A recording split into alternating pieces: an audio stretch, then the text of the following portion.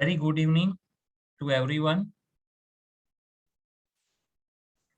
This lecture is very important, not only for the pediatricians and the neonatologists, but is actually also important for those who are going to do echo in NICU when a pediatrician is suspecting a heart disease. Because many often we have seen that there are various critical cardiac lesions in a neonate which are missed if you don't have that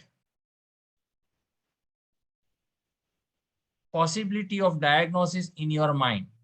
Like for example, if you are suspecting a coarctation in a newborn, then you are going to definitely look for coarctation and rule out coarctation. But clinically, if you are not suspecting a coarctation, then there is very high possibility that you might miss coarctation despite doing a good echo. So this lecture, we are going to learn how should one diagnose coarctation or any other critical cardiac lesion in a newborn. So let us start with a case scenario where we have a 5-day-old child who comes to us with complaint of poor feeding and oliguria. On examination, the child had central cyanosis both in the upper limb and the lower limb, had feeble pulses both in the upper limb and lower limb, cold extremities, facial puffiness. The blood pressure was low, 32/20. There is tachycardia, loud second heart sound. There was no murmur. Tachypnea was there, and bilateral diffuse crepitations. There was palpable hepatomegaly with 4 centimeters below the sternal border, and there is metabolic acidosis with hypoxia. The pH is 7.2, PCO2 22, and PO2 38. So, like any other setup, 100% oxygenation was started, mechanical ventilation was started, fluid challenges were given, inotropes were started, correction of acidosis was done, but believe nothing was working for this child. If nothing is working, what should be the possible diagnosis? What are we dealing with? The X-ray showed huge cardiomegaly with bilateral pulmonary edema. The ECG showed right axis deviation. The negative QRS in 1 and positive QRS in AVF means they are reaching. So it is a right axis deviation. So when you have a right axis deviation, it means that there is right heart is enlarged. So we are dealing with some cardiac condition where the right heart is enlarged or some other condition where the right heart is enlarged. So what are we dealing with? So we are dealing with a child who is having oliguria, feeble pulses, cold extremities, low blood pressure. So these are signs of tissue hypoperfusion, means shock. And at the same time, the child has facial puffiness and hepatomegaly, which means the child is having signs of systemic venous congestion. So what is systemic venous congestion? When right heart is failed, the right heart is not working well. So the pressure on the right side will increase and hence the central venous pressure will increase and child will manifest signs of systemic venous congestion in the form of facial puffiness and hepatomegaly, ascites. This child also had bilateral crepitations and pulmonary edema on X-ray. So what does it signify? It signifies pulmonary venous congestion. So what is pulmonary venous congestion? Pulmonary venous pressures are high because the left heart is not working well. So because of left heart not working well, the pressures on the left side heart increases and hence the pulmonary venous pressure will rise and you will have bilateral crepitations, pulmonary edema as a part of symptom. So we are dealing with a low BP shock or a decompensated shock, which is more likely a cardiac etiology. So we are having a neonate who is in a shock-like state. So the etiology is likely to be a cardiogenic. So we are dealing with a newborn who is having a critical cardiac lesion. So what are the common cardiac lesions that we are facing in our day-to-day life in a neonates? They can be classified as a duct-dependent lesions and non-duct-dependent lesions. The duct-dependent lesions are classified further as pulmonary circulatory lesions, systemic circulatory lesions, and mixing lesions. So what is pulmonary circulatory lesion? Pulmonary circulatory lesions are all right-sided obstructive lesions. When the right side of the heart is getting obstructed either at the pulmonary valve or at the tricuspid valve or even below in the, like we have critical pulmonary stenosis, pulmonary atresia with intact ventricular septum, or pulmonary atresia VSD. So these are the right-sided obstructive lesions. Similarly, the systemic circulatory duct dependent lesions are those lesions where the obstruction is on the left side, like critical aortic stenosis, coarctation of aorta, interrupted aortic arch, or hypoplastic left heart syndrome. Mixing lesions are those lesions where you don't have obstruction, but because of mixing at some or the other level, the child is able to survive. So if the mixing is happening at a PDA level or the mixing is happening at the ASD level, if that particular lesion closes down, then that child is going to jeopardize. So if PDA closes in a TGA, the saturation will fall because PDA is acting as a source of mixing of the oxygenated blood with the deoxygenated blood. Similarly, the other lesions where PDA is not acting as a source of mixing are the ASD dependent lesions like PAPVC, tricuspid atresia, and shunt lesions, which are the asynotic heart disease in preterm, are PDA and VSD. Why preterm only? Why in full term the PDA or the VSD is not manifested? Why it is manifested only in preterm child? It is because in preterm, the pulmonary artery muscularis layer is very thin. So as soon as the child is born, this thin muscular layer will allow the pulmonary vascular resistance to fall immediately once the lungs get recruited. So as soon as the lungs get recruited, the pulmonary vascular resistance will fall. And if the PDA is large, it will start flooding the lungs and will manifest immediately after the birth. But in cases of full-term baby, what will be there? The muscularis layer of the pulmonary artery in the major and the distal pulmonary arteries, this muscularis layer is thick, and hence it will take a longer time for the pulmonary vascular resistance to fall, maybe 4 to 6 weeks. And hence, even if the PDA or the VSD is present in a full-term child, this full-term child will not manifest PDA or VSD symptoms immediately after the birth. Similarly, the regurgitant lesion in the form of tricuspid regurgitation or the pulmonary regurgitation will also manifest as a cardiac failure because of volume overload situations. So how do we approach? The approach is a common in almost all the sick newborns.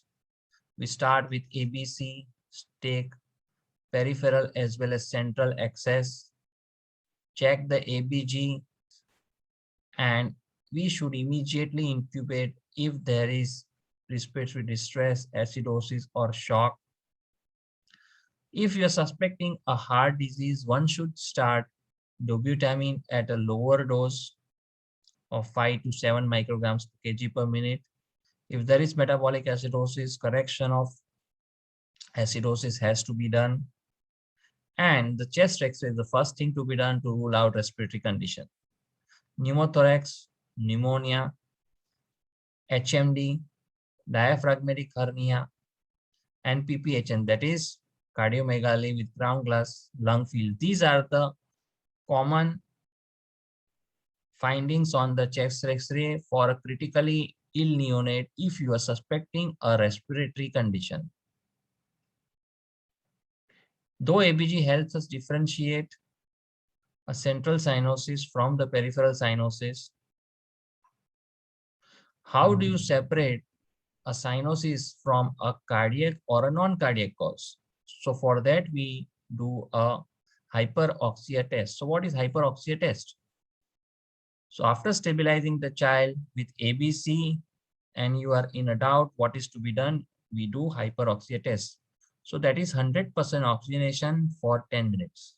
If you give 100% oxygenation for 10 minutes, you check the response of PO2 before and after oxygenation. If the saturation rises, if the PO2 rises more than 100 millimeters of mercury, then it means that it is not a cardiac condition. It could be a pulmonary or a neurological condition or some other condition where PO2 is rising more than 100. But if it's a cardiac condition, the PO2 will never rise above 100 millimeters of mercury because there is right to left shunting at any level, which is not allowing the PO2 values to increase. The right to left shunting can be at the level of PDA or VSD or ASD. So what is the normal response that we see in a hyperoxia test? In normal human being, if you give 100% oxygenation, the PO2 values will shoot up to more than 300.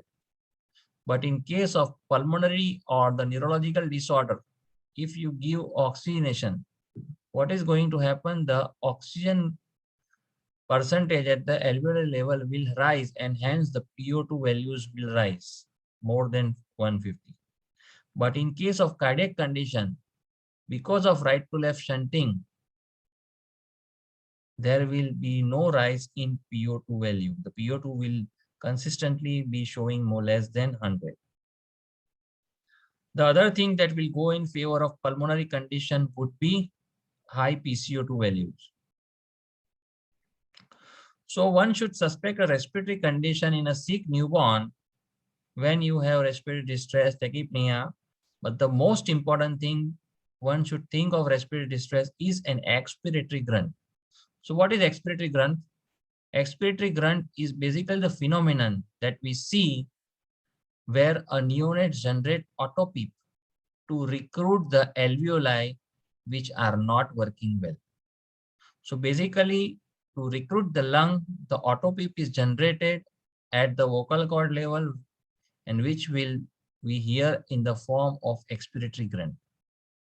And presence of expiratory grunt in supportive evidence of a normal liver span, a good volume pulse, and improvement in sp2 level with oxygen therapy, that is hyperoxia test is negative. If the saturation does not improve with oxygen therapy, it means hyperoxia test is positive. So a negative hyperoxia test with normal liver span and a good volume pulse with expiratory grunt, one should think of respiratory disease. So after ruling out various metabolic conditions like hypoglycemia, asphyxia, septicemia, or other neurological conditions, if the child responds to oxygen, the oxygenation improves on crying, there is no hepatomegaly or cardiomegaly, and you have expiratory grunt with high PCO2 values with respiratory acidosis on ABG, then one should think of respiratory condition. But if the child does not respond to oxygen or the hyperoxia test is positive, there is hepatomegaly, cardiomegaly, and you have persistent metabolic acidosis, then one should think of cyanotic congenital heart disease. So when you are suspecting a heart disease in a newborn, the symptoms move around three subsets, mainly a shock-like symptoms or a cyanosis-like symptoms or a CCF-like symptoms. The child will be having a mixture of all these three symptoms, but we need to cultivate the habit that which symptom of these three is a predominant one. Like whether the shock is a predominant finding in a child or a cyanosis is a predominant finding in a child or a CCF is a predominant finding in a child, which is the predominant one. Like if the child is having a sick newborn and the pulses are weak, the child is pale, the peripheries are cold, and we have a shock-like state. See, the murmur may or may not be present. You might have some cyanosis. Then the major shock part will favor a duct-dependent systemic circulatory lesion, or in other words, a left-sided obstructive lesion. So we are dealing with a left-sided obstructive lesion if the child is having a major symptoms like shock. Similarly, if we have a sick newborn where we have a good volume pulse, the child is not in shock-like state, but the cyanosis is a major symptoms, and you don't have much of a hyperdynamic precordium, not much of tachycardia, tachypnea, and a quiet precordium, then we are more likely dealing with a right-sided obstructive lesion or a duct-dependent pulmonary circulatory lesion. And the third subset, where we have cyanosis also present, hyperdynamic precordium, tachycardia, tachypnea, but there is no shock-like symptoms, the pulse volume is good, then we are dealing more likely with a transposition type of physiology or a mixing type of lesion. So when in doubt, we should start prostaglandin. Echo may not be available with us in most of the time. Prostaglandin should be started with a low threshold when we are suspecting a heart disease, because the idea is one should start prostaglandin before the duct closes away. It is more beneficial if there is partial open duct. If you try to open a completely closed duct, then it will be very difficult to get the response. The response may take a longer time. But if the duct is already partially or small open, then in such scenario, even with a smaller dose of prostaglandin, you will be able to get the good response. You start with 0.05 to 0.1 microgram per kg per minute, and subsequently you can go maximum up to 0.4 micrograms per kg per minute. Once you get the response, so what are the points which will favor the response? In case of left-sided obstructive lesion, you will have improvement in the blood pressure, the pulses, the capillary refilling time, the screen temperature, the urine output improves. All these things happens. Then it's sign of response to prostaglandin. In case of right-sided obstructive lesion, there will be improvement in the saturation and resolution of the acidosis. So once you get the adequate response, what are you supposed to do? You taper down to 0.01 microgram per kg per minute. Why you want to taper down? You want to taper down because the prostaglandin have a major side effects in the form of apnea. So apnea is a major side effect of prostaglandin. Many of the centers start aminophylline caffeine prophylactically before starting prostaglandin, and I would suggest to intubate the baby electively if you are going to transport the baby on prostaglandin. The other side effects could be in the form of rhythm disturbances, fever, cutaneous flushing, hypotension, if the baby is hypovolemic. Echocardiography is indicated at this point of time to diagnose the thing, but the main idea of the lecture is to differentiate different types of lesions based on your clinical judgment. So after the timely diagnosis, timely correction will cure the condition in major of the cases, except for single ventricle or complex heart disease. But more than 80% of the cases, once correctly diagnosed and correctly treated, the child will have a near normal life expectancy. So let us now consider a few of the case scenarios. Let us brush up what we have learned in last 10 minutes, 15 minutes. So let us start with a case where we have a 2.5 kg healthy newborn, comes with a respiratory distress from second day of life, acidotic breathing, heart rate of 160 per minute, a good volume pulse, and a cyanosis. So you have a good volume pulse child, the heart rate is on a slightly on a higher side, you have acidotic breathing, breathing difficulty, and a cyanosis. So cyanosis is a feature, good volume pulse,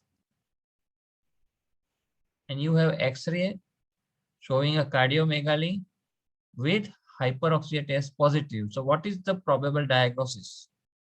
The probable diagnosis in this case is a mixing type of lesion, a transposition lesion. So you have a hyperdynamic precordium, at the same time cyanosis, and the pulse volume is good. So there is no shock-like state, but you have cyanosis and CCF as a predominant feature. So it is more likely a transposition physiology that you are likely dealing with. So now you have a second baby who is a preterm 1.4 kg, 28 weeker, respiratory distress, good volume pulse, saturation 85. There is reticular pattern on X-ray. So you considered it at HMD, you started surfactant, but after giving surfactant also there was no response. So we are dealing with an obstructed TAPVC.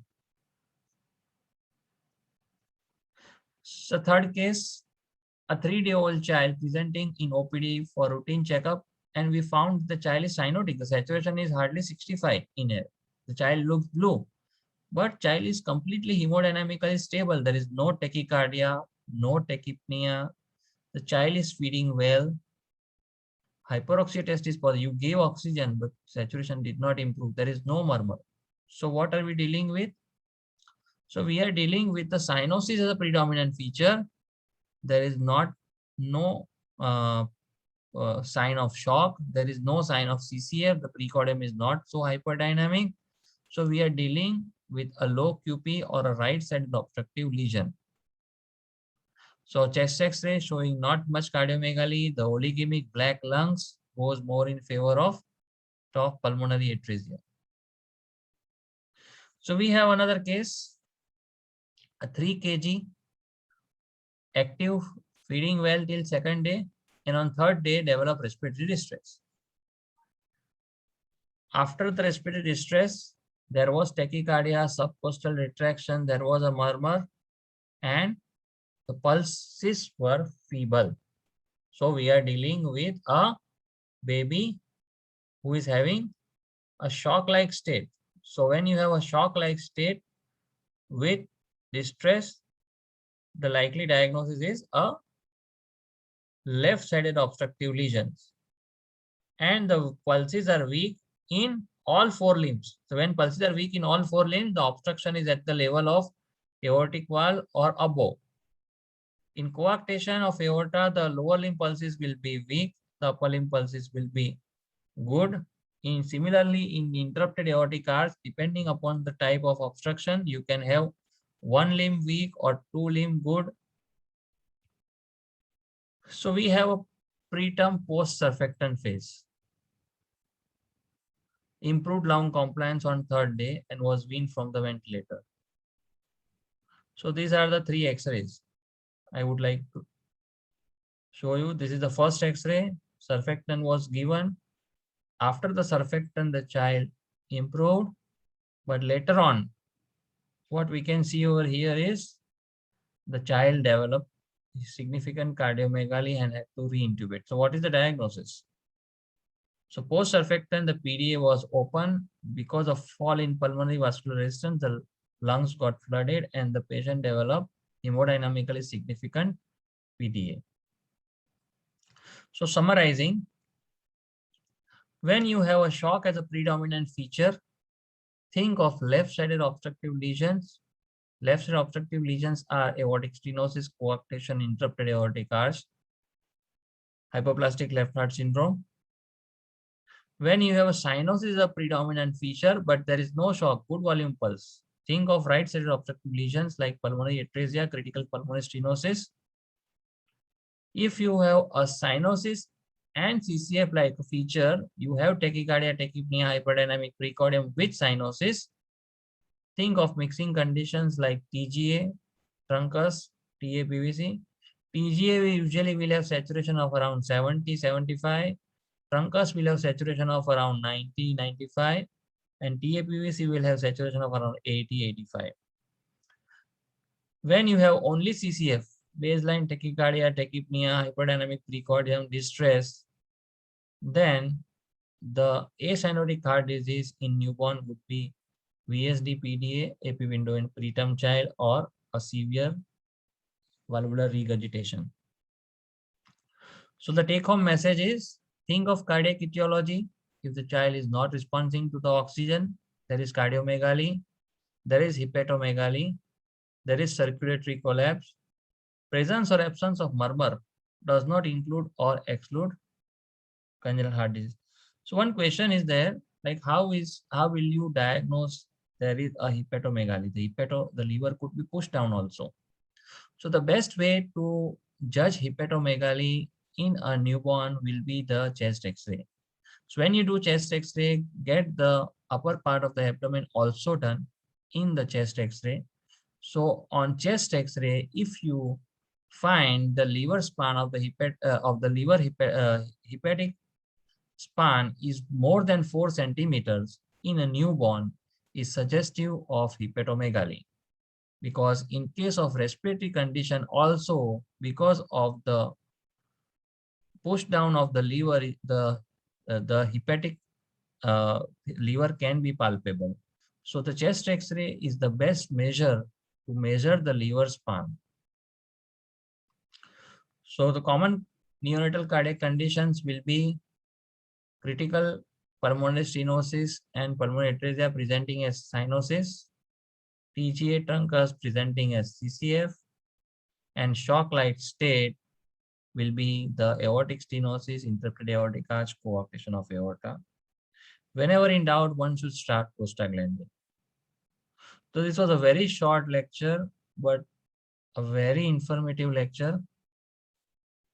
Thank you so much. All the questions are welcome. Yes, sir. Indeed, it was very informative presentation, and that thank you very much for taking us through it. All the case scenarios were indeed very well explained. Now, I would ask like participants if you have any questions.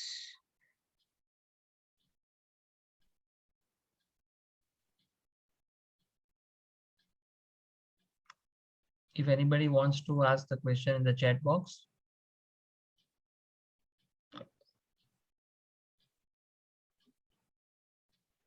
There is a compliment for you, sir. Very informative presentation.